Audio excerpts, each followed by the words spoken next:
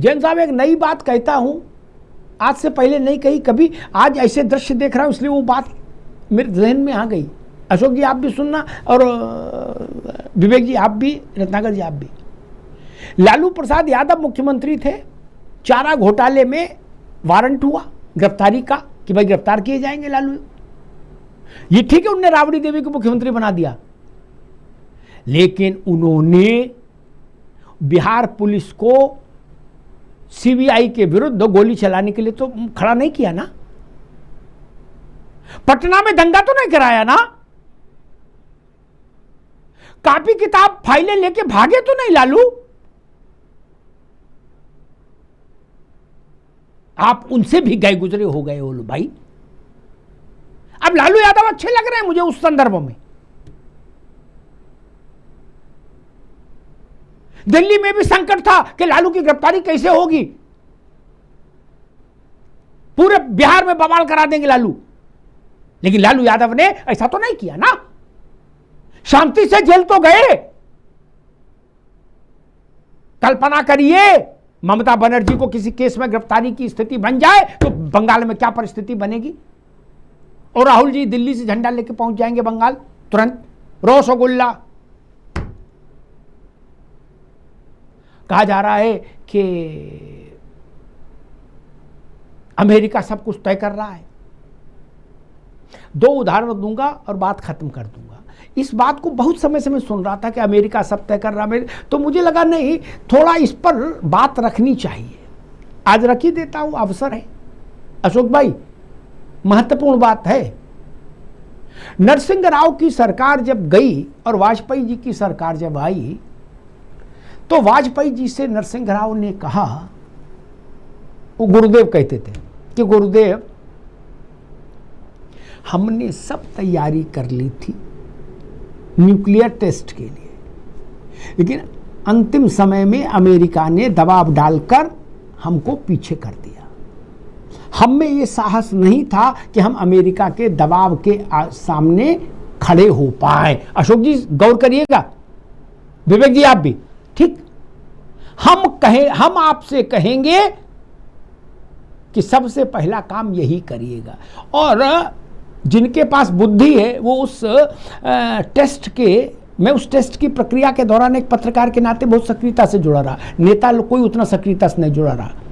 तो उस क्रोनोलॉजी को अगर आप समझेंगे तो जितने वाजपेयी जी ने जब शपथ ली उसके कुछ ही दिन के भीतर न्यूक्लियर टेस्ट हो गया। वो न्यूक्लियर टेस्ट की तैयारी ही पहले से हो रखी थी, तभी ना हो गया। आलू मटर की सब्जी बनाना तो है नहीं न्यूक्लियर टेस्ट यार। लेकिन तब मुझे उस बात पर भरोसा हो गया जो बात अटल जी ने कभी बताई कि नरसिंह राव ये कह रहे थे कि हम अमेरिका के दबाव में नहीं कर पाए। वो लोग अब ज्ञान दे रहे हैं कि अमेरिका तय कर रहा है कि हम नहाएं या ना नहाएं, हम खाएं या ना खाएं। गजब आदमी हो भाई। और एक बता दूं आखिरी बात, ये भी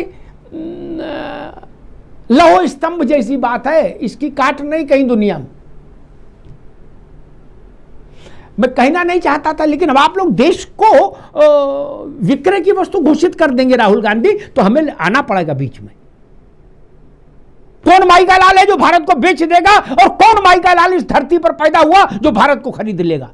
मजाक करते हो? आप चुनाव हार रहे हो इसलिए आप भारत को बेचने का आरोप लगाओगे? आप चुनाव जीतना सीखिए, भारत के बेचने का ये दुष्प्रचार मत फैलाइए। और एक बात, दो बात बताऊंगा।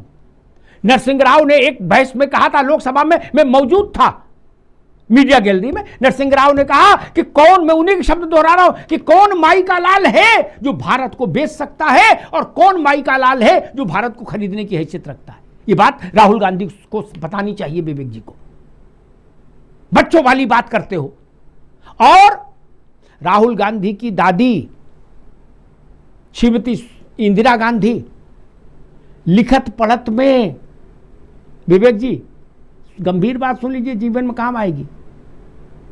शाम को चाय पे लोगों के साथ बैठेंगे तब भी ये किस्सा बता देंगे तो लोग कहेंगे भाई ढूंढ के लाए विवेक जी।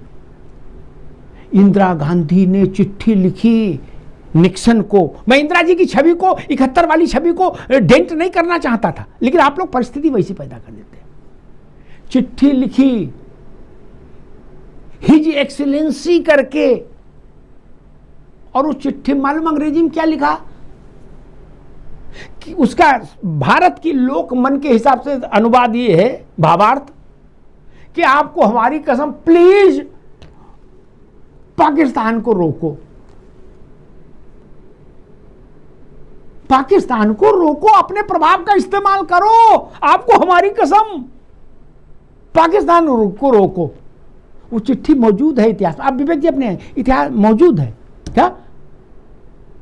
अमेरिका में कुछ कुछ समय के बाद पुराने राजनीतिक दस्तावेज डिक्लासिफाइड हो जाते हैं, वो आ गई पब्लिक में, इंदिरा गांधी, और पब्लिक में छवि क्या थी कि इंदिरा जी ने तलवार उठाई और मार दी खचाट, और अमेरिका किसी की नहीं सुनी ना।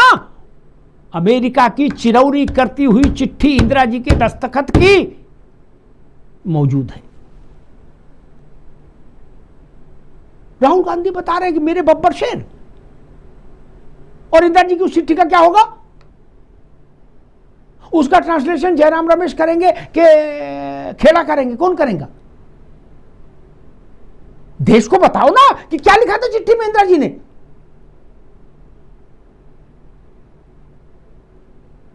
हमको मालूम है जन्नत की हकीकत क्या है, दिल को बहलाने के लिए गालिब वो ख्याल अच्छा है। धन्यवाद।